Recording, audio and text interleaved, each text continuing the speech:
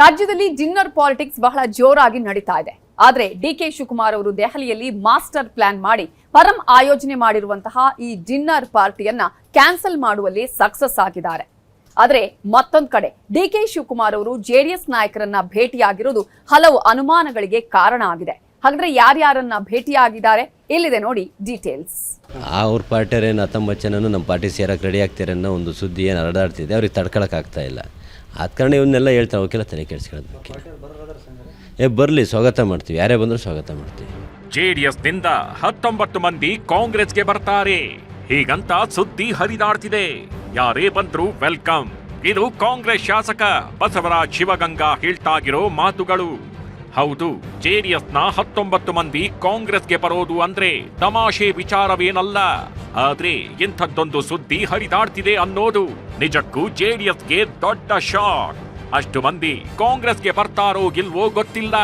ಆದ್ರೆ ಆ ಸುದ್ದಿಯನ್ನ ಕೇಳಿಯೇ ಜೆಡಿಎಸ್ ಕಂಗಾಲಾಗಿದೆ. ಈಗಾಗಲೇ ಕಂಗಾಲು ಮಾಡಿರೋ ಜೆಡಿಎಸ್ ಅನ್ನು ಮತ್ತಷ್ಟು ಕಂಗಾಲು ಮಾಡೋ ಘಟನೆಯೊಂದು ನಡೆದೇ ಬಿಟ್ಟಿದೆ.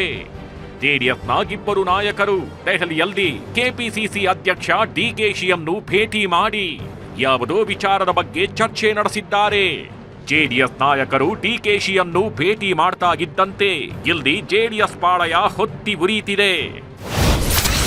ದೆಹಲಿಯಲ್ಲಿ ಡಿಸಿಎಂ ಡಿಕೆಶಿ ಭೇಟಿಯಾದ ಜೆಡಿಎಸ್ ನಾಯಕರು ಸಾರಾ ಮಹೇಶ್, ಕಾಶೆಂಪುರ್ ಡಿಕೆಶಿ ಭೇಟಿಯಾಗಿದ್ದೇಕೆ? ಹೊಸ ವರ್ಷ ರಾಜ್ಯ ರಾಜಕೀಯದಲ್ಲಿ ಹೊಸ ಬೆಳವಣಿಗೆ ತರ್ತಿದೆ. ಸಿಎಂ ಬದಲಾವಣೆ, ಕೆಪಿಸಿಸಿ ಅಧ್ಯಕ್ಷರ ಬದಲಾವಣೆ ಅನ್ನೋ ಹೊಸ ಚರ್ಚೆಗಳನ್ನು ಹುಟ್ಟುಹಾಕಿದೆ. ಈ ಬೆನ್ನಲ್ಲೇ ಹೊಸ ವರ್ಷದ ಸಂಭ್ರಮಾಚರಣೆಗೆ ಹೋಗಿದ್ದ ಡಿಕೆಶಿ ನೇರವಾಗಿ ದೆಹಲಿಗೆ ಬಂದು ಕೆಲವೊಂದು ಮಾಸ್ಟರ್ ಪ್ಲಾನ್ ಮಾಡ್ತಿದ್ದಾರೆ. ಅವರು ಏನ್ ಪ್ಲಾನ್ ಮಾಡ್ತಿದ್ದಾರೆ ಅನ್ನೋದು ಮೇಲ್ನೋಟಕ್ಕೆ ಗೊತ್ತಾಗ್ತಾಗಿಲ್ಲ. ಹೌದು, ಫಾರಿನ್ನಿಂದ ನೇರವಾಗಿ ದೆಹಲಿಗೆ ಬಂದಿದ್ದ ಡಿಕೆಶಿ ದೆಹಲಿ ವಿಧಾನಸಭಾ ಚುನಾವಣೆಯ ಅಖಾಡಕ್ಕೆ ಧುಮುಕಿಬಿಟ್ಟಿದ್ರು. ದೆಹಲಿಯಲ್ಲಿ ದೆಹಲಿ ಕಾಂಗ್ರೆಸ್ ನಾಯಕರೊಂದಿಗೆ ಸುದ್ದಿಗೋಷ್ಠಿ ನಡೆಸಿದ್ದ ಡಿಕೆಶಿ ಪ್ಯಾರಿ ದೀದಿ ಗ್ಯಾರಂಟಿಯನ್ನು ಘೋಷಣೆ ಮಾಡಿದ್ರು. ದೆಹಲಿಯಲ್ಲಿ ಕಾಂಗ್ರೆಸ್ ಸರ್ಕಾರ ಅಧಿಕಾರಕ್ಕೆ ಬಂದ ತಕ್ಷಣ ಗ್ಯಾರಂಟಿ ಯೋಜನೆಯ ಜಾರಿ ಪಕ್ಕಾ ಅನ್ನೋ ಭರವಸೆ ಕೊಟ್ರು. ಎಲ್ಲರೂ ಡಿಕೆಶಿ ಇದೇ ಕಾರಣಕ್ಕೆ ಡೆಲ್ಲಿಯಲ್ಲಿ ಠಿಕಾಣಿ ಹೂಡಿದ್ದಾರೆ ಅಂತ ಭಾವಿಸಿದ್ರು. ಈ ಬೆನ್ನಲ್ಲೇ ಮತ್ತೊಂದು ಅನುಮಾನವೂ ವ್ಯಕ್ತವಾಯಿತು.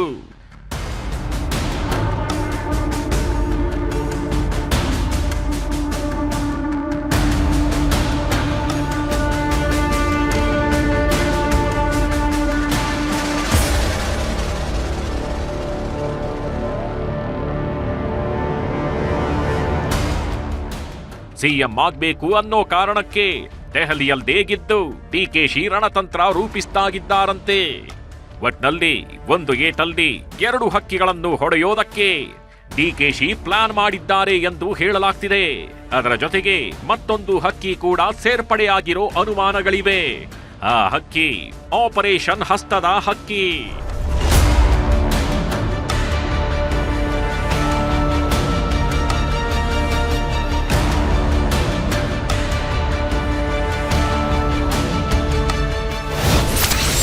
ನವದೆಹಲಿಯಲ್ಲಿ ಆಪರೇಷನ್ ಶುರು ಮಾಡಿಕೊಂಡ್ರ ಡಿಕೆಶಿ. ಆ 10 ನಿಮಿಷ ಮೂವರು ನಾಯಕರು ಚರ್ಚೆ ಮಾಡಿದ್ದೇನು?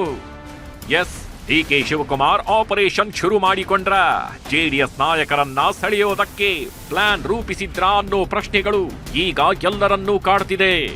ಜೆಡಿಎಸ್ ನಾಯಕರಾದ ಸಾರಾ ಮಹೇಶ್ ಮತ್ತು ಬಂಡೆಪ್ಪ ಕಾಶೆಂಪುರ್ ಇಬ್ಬರು ಡಿಕೆಶಿಯನ್ನ ಭೇಟಿ ಮಾಡಿರೋದೇ ಈ ಪ್ರಶ್ನೆಗಳು ಹುಟ್ಟಿಕೊಳ್ಳೋಕೆ ಕಾರಣ.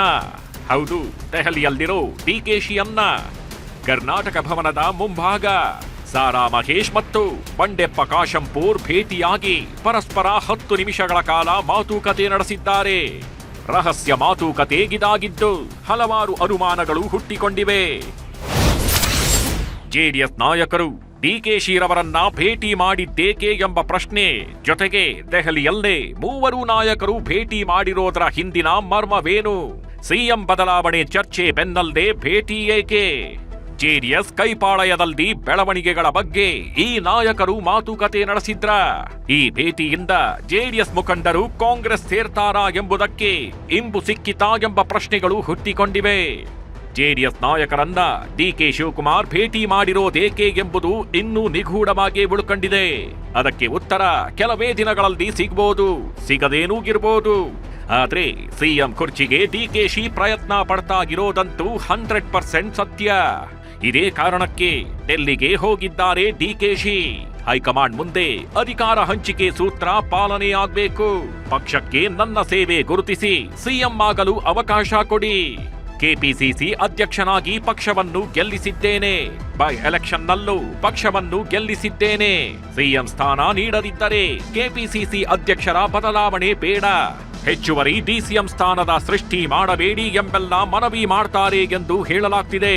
ಡಿಕೆಶಿರವರ ಪ್ಲಾನ್ ಏನಾಗುತ್ತೆ ಅನ್ನೋದಕ್ಕೆ ಕಾಲವೇ ಉತ್ತರ ನೀಡಲಿದೆ.